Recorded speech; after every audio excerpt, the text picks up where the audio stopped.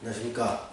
소띠 신일간의 경자년 운세에 대해서 알아보겠습니다. 자, 신일간은 경자년을 맞이했습니다. 천간은 정신적 기운으로 작용하면서 겁재라는 기운으로 작동을 하게 됩니다. 신일간이 쥐해를 맞이하면 육친적으로 보면은 식신의 기운으로 작용하면서 12운성적인 측면에서 봤을 때는 어떤 장생의 기운을 맞이하게 됩니다. 또 소띠가 쥐해를 맞이했을 때 두 가지의 신살이 작용되기 시작하지요. 하나는 육해살이라는 것이 작용하면서 또 하나는 음욕살이라는 것이 작동을 하게 됩니다. 또 자년이 되면 어떤 육친적 변화에 의해서 신일간으로서는 장점으로 쓰는 기운과 단점으로 쓰는 기운이 구분되게 됩니다.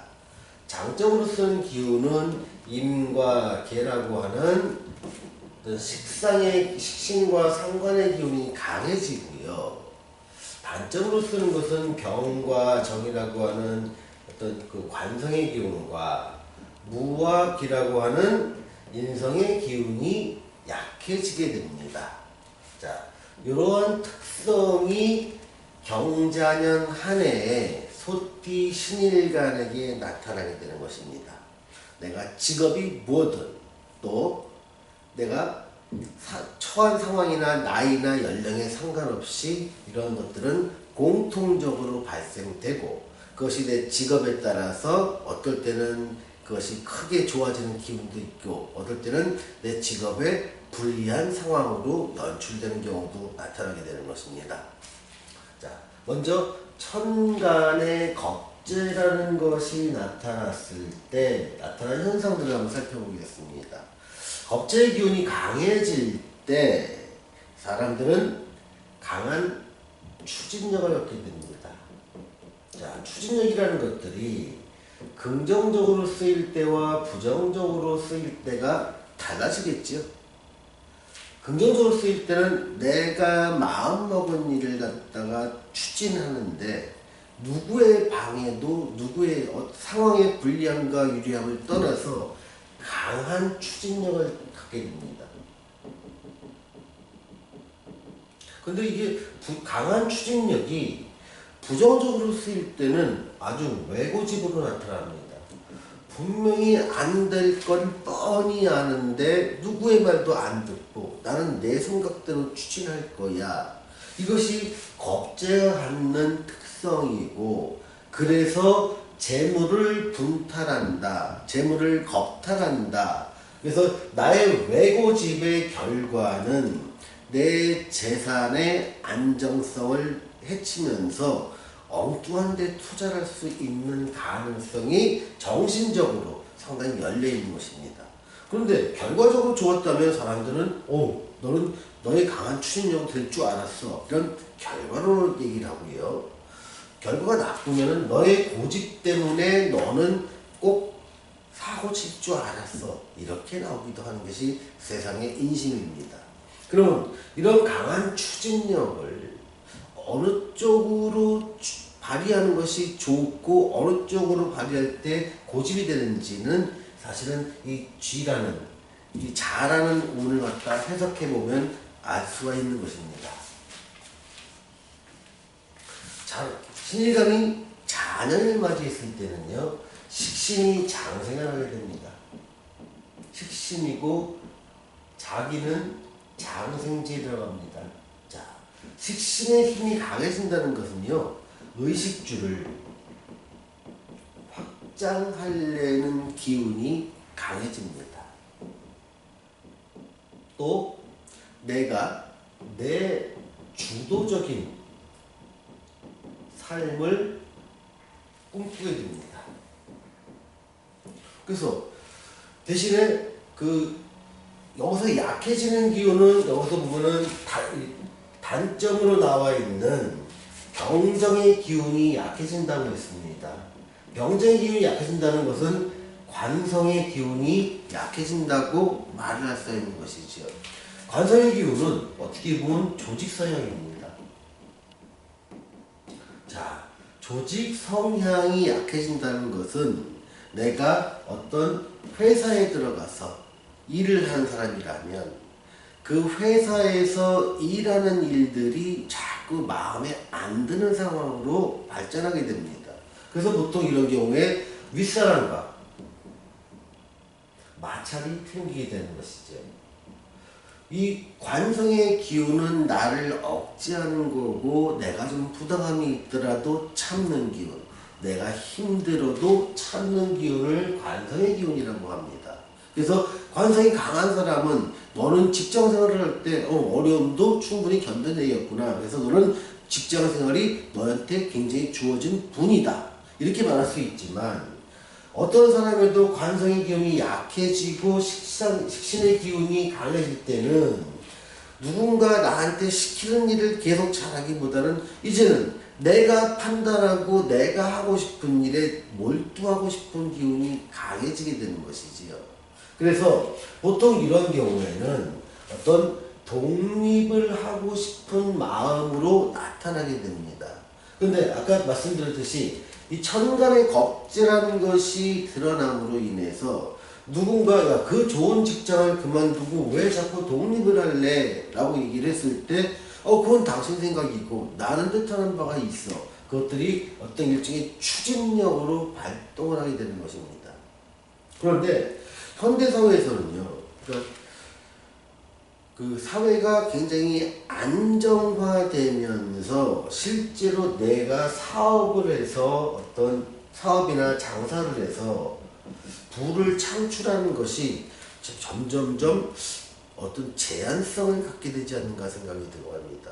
그래서 보통 대부분의 경우에 안정된 생활을 하려는 것들이고, 안정된 생활에 대해서 사람들이 꿈을 꾸고, 그래서 공무원 시험, 또 안정된 대기업, 또 어떤 정부 투자기업, 이런 곳에 수많은 사람들이 몰리고 인재가 몰리고 경쟁력이 높아지고, 어떤 사회 전반적으로 보면 도전이라는 것들보다는 안정적인 수입을 창출하는 것에 어떤 가치 기준을 좀 더 많이 두는 경향이 있습니다.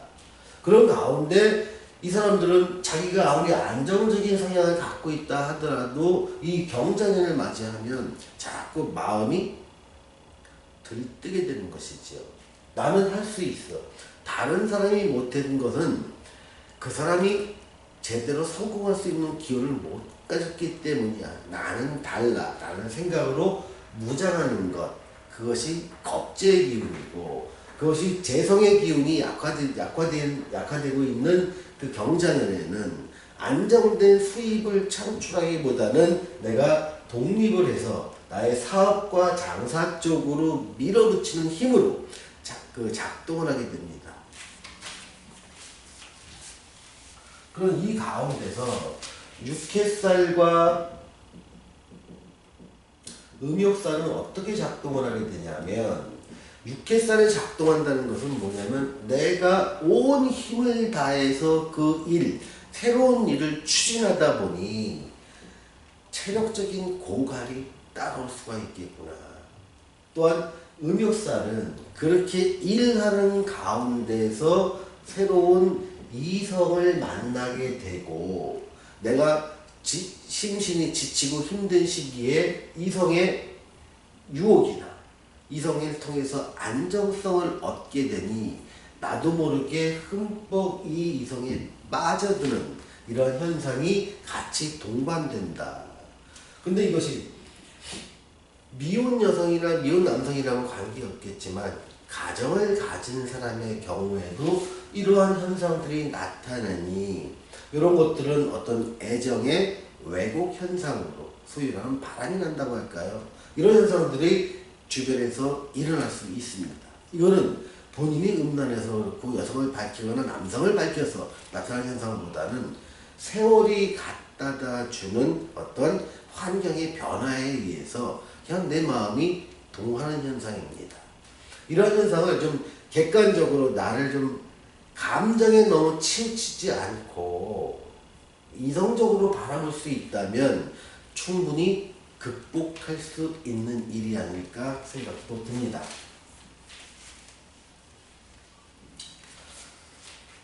애정운에 대해서 알아보겠습니다.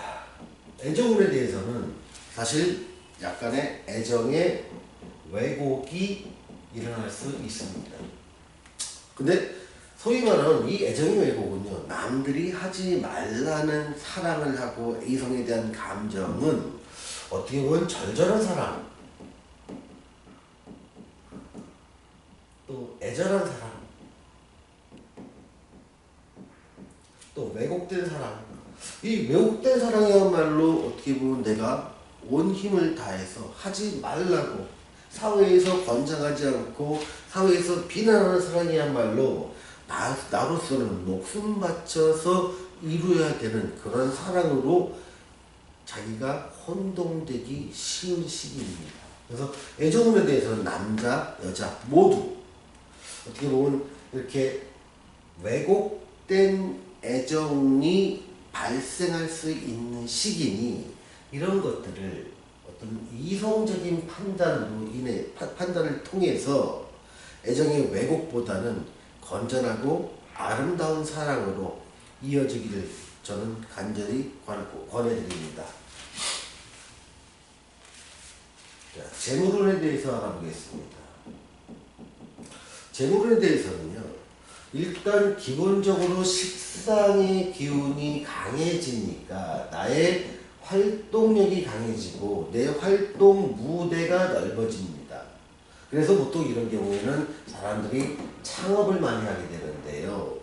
창업을 하게 되는데 어떤 학원업이라든가 요식업이라든가 제조업이라든가 이런 쪽의 일이라면 내가 뭔가 생산을 해서 그 생산을 통해서 내 사업을 열어가는 일, 이런 것을 하면 상당히 권할만 합니다. 다만 유통업을 시작한다는 것은 아직 시기상조다. 약 3, 4년의 시간이 남아있다. 그러니 어떤 창업을 한다 하더라도 업종에 따라 희기가 엇갈릴 수 있다.